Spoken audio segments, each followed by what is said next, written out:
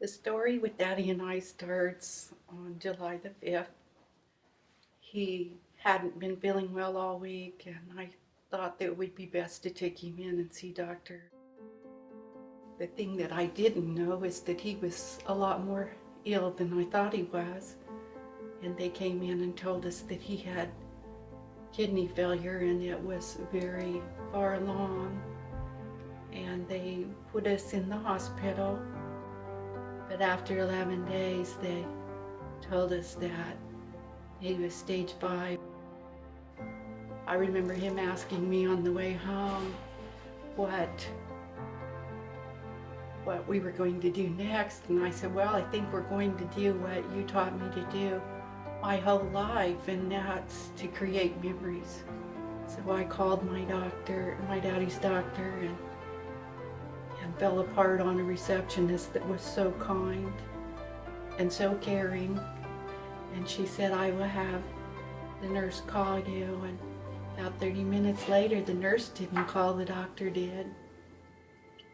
And he asked me what was going on, and I told him that Daddy didn't want to go back to the hospital and he was really tired. And he said, I'm going to send a team to come help you, and you don't have to come anymore. But what he sent was 2 angels from heaven, because we had the hospice lady call us. The only thing that I needed was to have Daddy not be in pain. And the nurse said that she could make that happen. My dad was a very private person, and he didn't let people into his world very easy. Daddy loved his nurse. After she took his pulse, he said, well, am I going to die? And I thought, what is she going to say to this?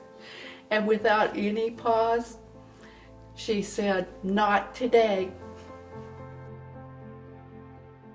And she was his best friend after that. When they left that day, he said, they're not just somebody that comes. She's family. They care about me, and I know they care about me. And I said, yeah, they do. And when she would come, she didn't sit across from him. She sat by him. She held his hand. We took pictures and put her picture and Daddy's picture on the wall with the rest of the family, because she was family. And we prayed together so she could help me get strength to do what I needed to do. When Amy came, the chaplain, she told me that there would come a time that I would have to tell him it was okay to go. And that was really hard for me to hear her say that, but she was right. I had to try to tell myself, Daddy's gonna die. My daddy's dying. One thing they taught me too is that they don't die, they go on a journey. And I had never heard that before. But for them to teach me about that was what kept me from totally losing it, that my daddy really isn't dying. He's going on a journey that I can't go on.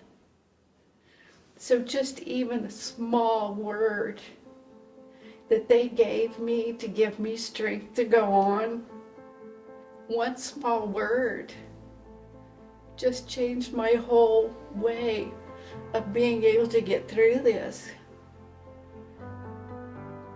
I'll treasure them too forever. And anybody that has doubt about whether or not they should trust hospice to help them, I recommend it highly. Just like I recommend the baby that leaves the hospital, they need to be in a car seat. If you're gonna have somebody go on a journey and you can't go with them, they need hospice. That's their car seat.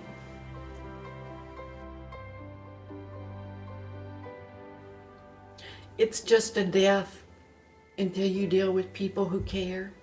And then it's a journey, you know, to create your memories. I think I lost my daddy and my best friend all in one to boot. The healthcare providers in this town are awesome people. They're amazing people to do what they do. I was so blessed all along the way.